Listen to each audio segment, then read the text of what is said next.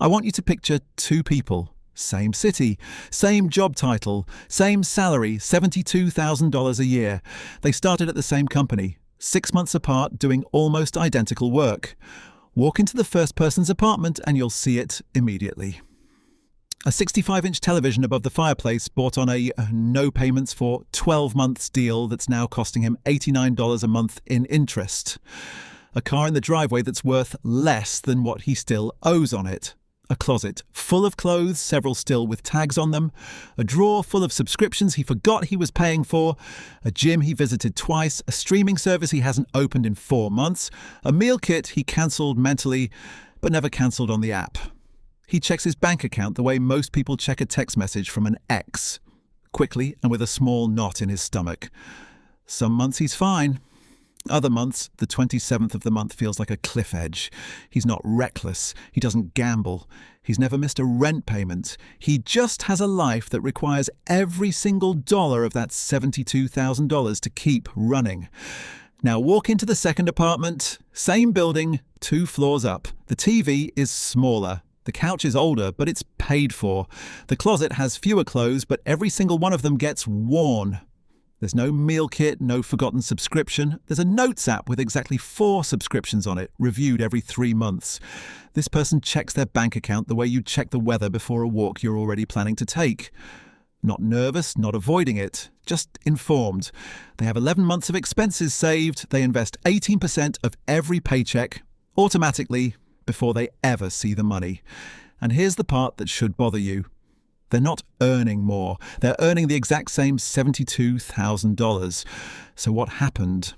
The first person didn't make one big mistake. There's no single dramatic moment you could point to. No expensive divorce, no medical emergency, no business that failed. If you went looking for the disaster, you wouldn't find one.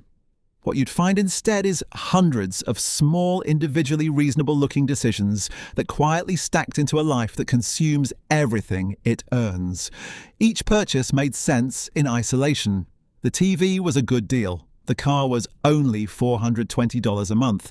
The subscriptions were each just $12.99. The second person isn't smarter. They're not earning a secret side income you don't know about. At some point, and this is the part that changes everything, they stopped asking, "Can I afford this?" and started asking a completely different question. A question that, once you start asking it, makes almost every spending decision obvious.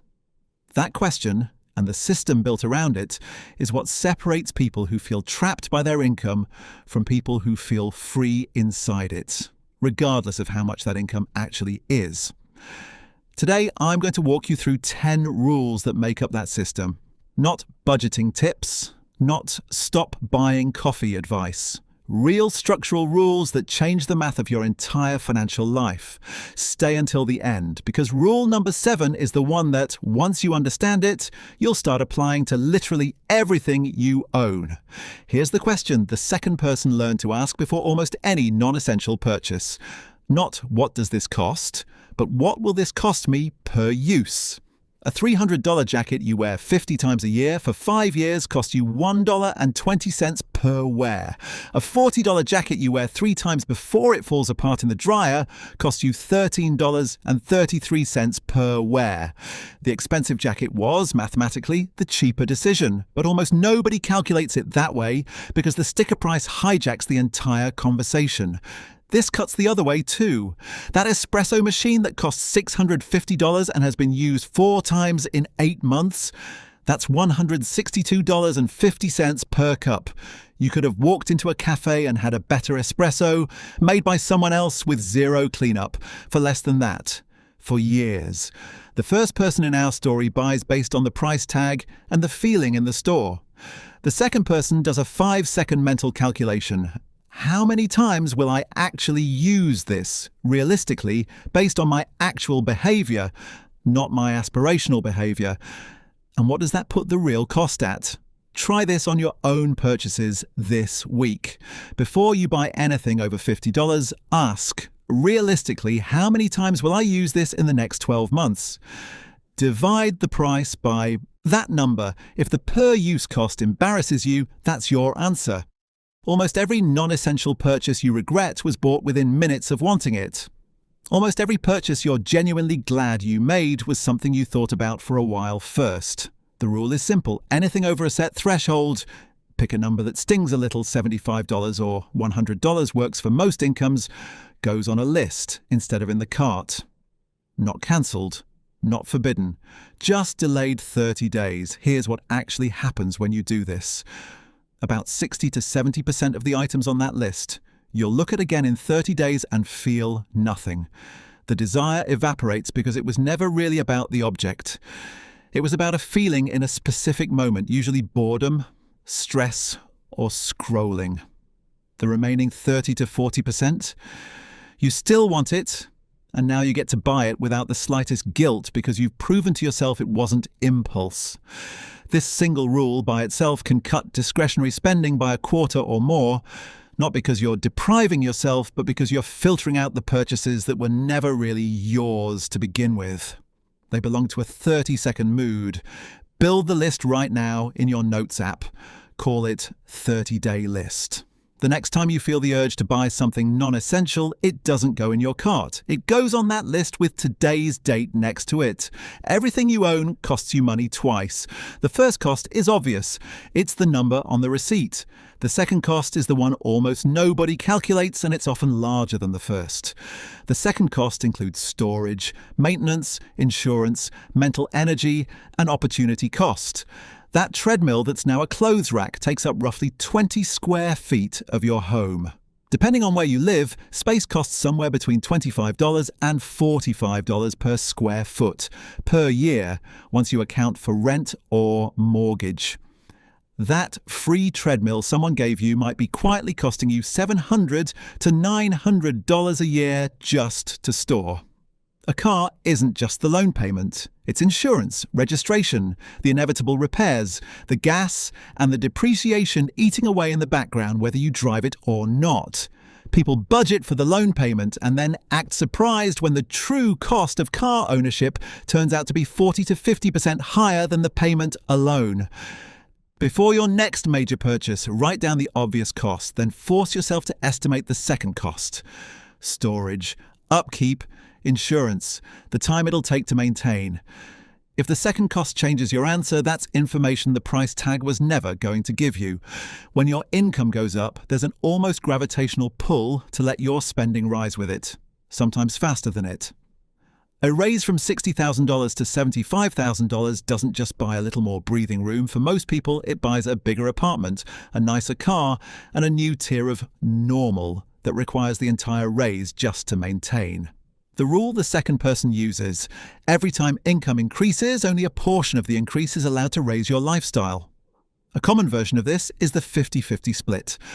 Half of any raise goes toward lifestyle improvements, because you've earned that, and depriving yourself completely backfires, and half goes straight into savings or investments before you ever adjust your budget to include it. Run the math on this over time, and it's staggering. Someone who banks even half of every raise for 15 years will have a six-figure head start on someone earning the identical salary trajectory who let their lifestyle rise in lockstep. Same income, same career, two completely different net worths, purely because of what happened to the raises. Next time you get a raise, before you change a single thing about your spending, redirect half of the new amount into an automatic transfer. Live exactly as you were living for 30 days, then decide deliberately what the other half is for. The single biggest predictor of whether someone saves consistently isn't willpower. It's whether the saving happens before the money ever reaches an account they can spend from.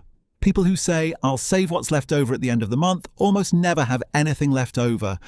Not because they're undisciplined, but because spending naturally expands to fill whatever's available. This isn't a character flaw, it's how human psychology works around visible money. The second person in our story doesn't decide to save every month. They decided once, set up an automatic transfer the day their paycheck lands, and never have to make that decision again. The money for savings and investing leaves before it's ever felt as spendable income. What's left in the checking account simply becomes the new reality they budget around. If you do nothing else from this video, do this. Open your banking app today and set up an automatic transfer for the day after payday, even if it's just 5 to 10% to start.